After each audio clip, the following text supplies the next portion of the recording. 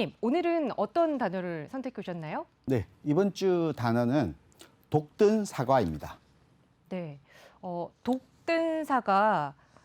네. 지금 사과 그림이 이렇게 떠 있는데 혹시 백설공주 이야기를 하실 건 아닐 것 같고 부동산 시장에서 이 독이 든 사과 무슨 뜻일까요? 네, 최근 부동산 시장에서도 이런 독든 사과, 독든 사과라면 백설공주 얘기들을 많이 할 텐데 이런 독이 든 사과에 대한 문제점들, 이 슬픈 신조어라고 할 수 있는데요.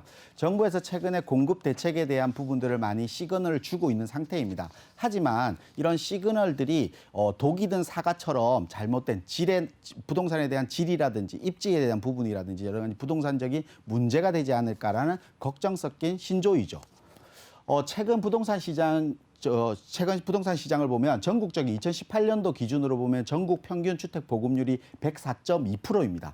100%가 넘는 이런 주택 보급률을 가지고 있는 상태임에도 불구하고 아직까지 무주택자들이 많이 있는 상태입니다. 그러다 보니까 정부 차원에서는 계속해서 주택에 대한 공급을 해야 된다는 시그널을 주고 있는 상태라고 할 수 있죠. 네. 보급률을 보면 어떻게 보면 좀 높은 보급률을 보이고 있다라고 생각할 수 있는데 그런데도 왜 시장은 항상 공급이 부족해요라고 이야기를 하는 걸까요? 네, 그렇죠. 주택 보급률만 보면 104%라고 하면 전체적으로 인구 대비 100이 넘기 때문에 주택이 많은 거라고 생각을 하고 있겠지만 실질적으로 우리가 두 가지의 문제점이 있다고 할 수 있는데요. 첫 번째는 선진국들, 영국이라든지 미국이라든지 그리고 일본 같은 경우는 주택 보급률이 항상 110%대를 유지하고 있습니다. 예시로 2011년도에 영국에서 110%대를 유지하고 있는 주택 보급률이 105%대로 떨어지는 순간 전세가라든지 매매가가 순간적으로 많이 상승하는 현상까지 보일 정도니까 이런 주택 보급률을 104%보다는 좀 더 올려야 된다. 하지만 이 110%를 유지하는데 왜 110%를 유지해야 되냐? 문제점 두 번째 문제점은 결국 무주택자가 많다는 뜻은 다주택자들이 많다는 뜻으로 반대적인 말일 수도 있겠죠. 하지만 정부에서는 이런 다주택자에 대해 다주택자의 부동산 주택들이 시장에 나와서 시장 원리에 따라서 매수와 매도가 순조롭게 이루어져야 되는데 지금 주택 임대 사업자 등록으로 인한 임대 의무 기간이라든지 그리고 양도세 중과로 인한 양도 차익의 부담 때문에 매도를 할 수 없는 이런 시장으로 흘러가고 있는 겁니다. 최근 정부에서는 주택 임대 사업자에 대한 매도를 할 수 있는 판로를 조금 열어두기는 했지만 실질적으로 양도세에 대한 부담 때문에 계속해서 시장에 나오고 있지 못한 상황이라고 할 수 있겠죠. 네. 정말 이 110%가 넘는 보급률이지만 그 다주택자들이 많기 때문에 공급 부족하다라는 이야기가 계속 시장에서 들려오는 거였군요.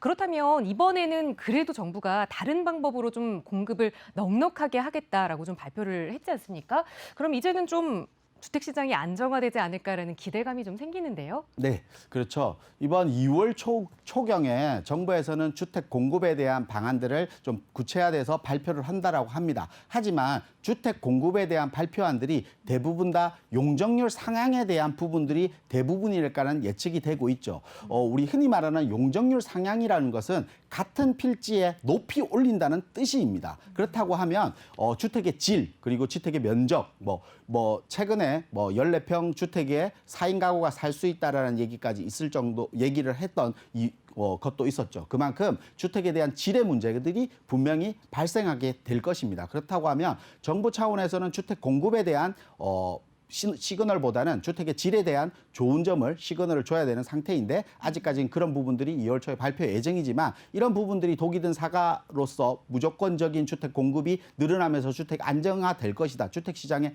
안정화가 될 것이라고 판단하기 어렵습니다. 그 이유는 또 임대주택에 대한 공급 부분이기 때문입니다. 실질적으로 주택 소유에 대한 욕구욕이 강한 시장에서 임대주택을 많이 공급한다고 해서 시장이 안정화가 될 수 있느냐의 문제점도 분명히 안고 있는 것입니다. 네.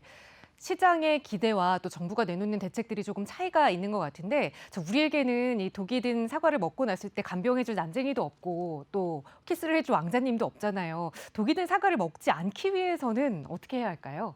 네, 독이 든 사과를 먹지 않기 위해서는 일단 주택 공급에 대한 새 주택에 대한 묻지마 투자라든지 묻지마 매수는 좀 자제하셔야 된다라고 말씀드릴 수 있습니다.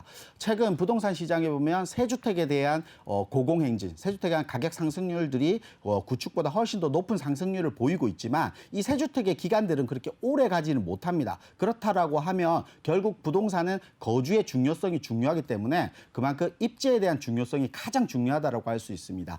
내가 주택을 구입하면서 나의 현재와 미래를 고민해보고 그리고 부동산은 결국은 매도를 고민해야 된다는 뜻입니다. 그렇다고 하면 학군이라든지 역세권이라든지 직주근접이라든지 입지의 중요성을 꼼꼼하게 따지셔서 무조건적인 새 주택에 대한 희망보다는 구축 기존 주택 이런 거라도 입지에 대한 중요성을 꼼꼼하게 따져서 이런 주택 구매를 할 수 있는 방안들을 찾으셔야 됩니다.